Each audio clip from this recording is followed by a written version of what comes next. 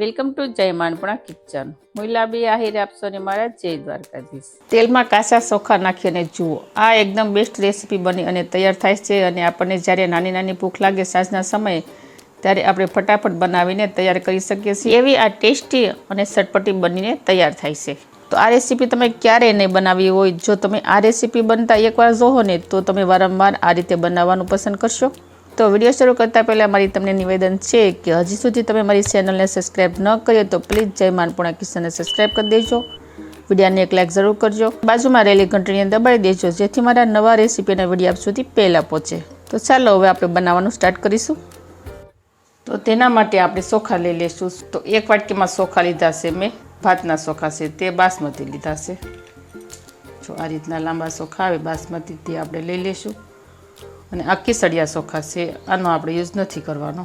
તો આજની રેસીપી છે ને તેમાં આપણે બાસમતી ચોખાનો આપણે ઉપયોગ કરવાનો છે.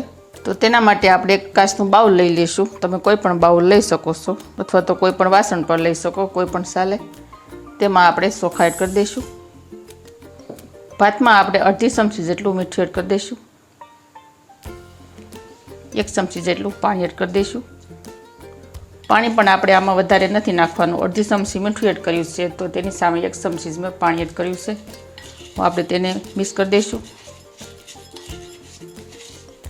હવે ચોખામાં પાણી એક ચપ થઈ જાય ને એ માટે આપણે તેને 10 મિનિટ સુધી આમનું રેસ્ટ આપી દઈશું. અને તમે કિચન લેકિનમાં પણ તમે 5 મિનિટ સુધી તેને સૂકી શકો છો.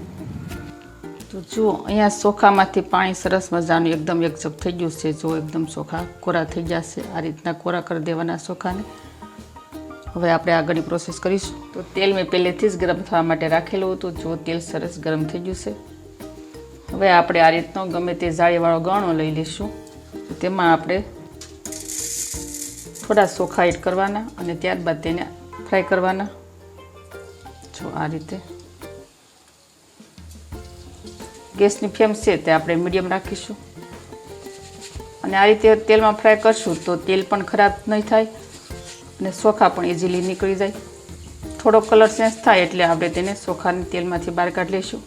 પણ આ રેસીપી છે ને એકદમ હેલ્ધી બને છે અને બાળકોને તો ખૂબ પસંદ હોય છે. તો હવે આપણે ચોખાને આ રીતે તેલમાંથી નિતારી લઈશું, જેથી તેલ વધારાનું હોય એક્સ્ટ્રા તે નીકળી જાય. હવે આપણે પ્લેટમાં એડ કરી દઈશું. આ રીતે આપણે બીજા ચોખાને પણ ફ્રાય કરી લઈશું. ચોખા ગણામાં છે ને વધારે નહીં નાખવાના, આ રીતે થોડા થોડા એડ કરવાના.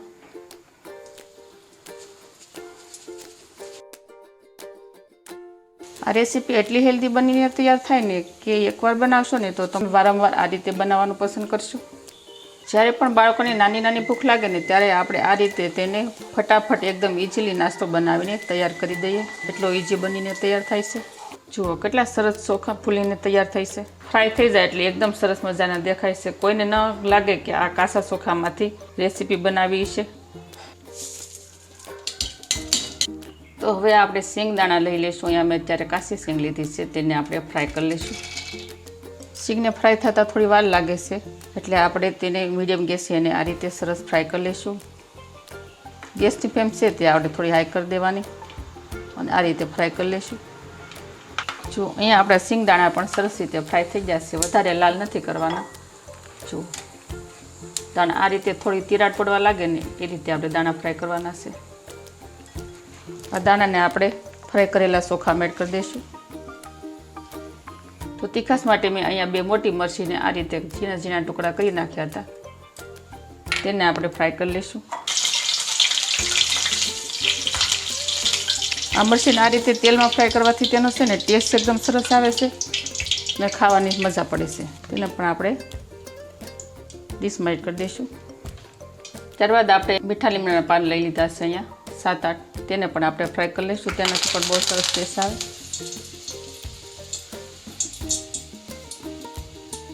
તો આ ત્રણેય વસ્તુને છે ને પહેલાં આપણે થોડી વાર 2 થી 3 મિનિટ સુધી ઠંડુ થવા માટે રાખી દઈશું, એટલે એકદમ ક્રિસ્પી લાગે. તો અહીંયા ચોખા અને સિંગદાણા સરસ રીતે ઠંડા થઈ જશે. હવે આપણે એક બાઉલમાં એડ કરી દઈશું, જેમાં આપણે બધી વસ્તુ મિક્સ કરવાની હોય તે વાસણ લઈ લેવાનું, તેમાં આપણે એડ કરી દેવાનું.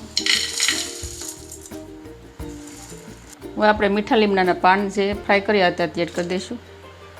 આ રીતે થોડાક નાના નાના ટુકડા કરી નાખશું. ત્યારબાદ મેં એક કાંદાના નાના નાના આ રીતે ટુકડા કરી નાખ્યા હતા, તે આપણે એડ કરી દઈશું.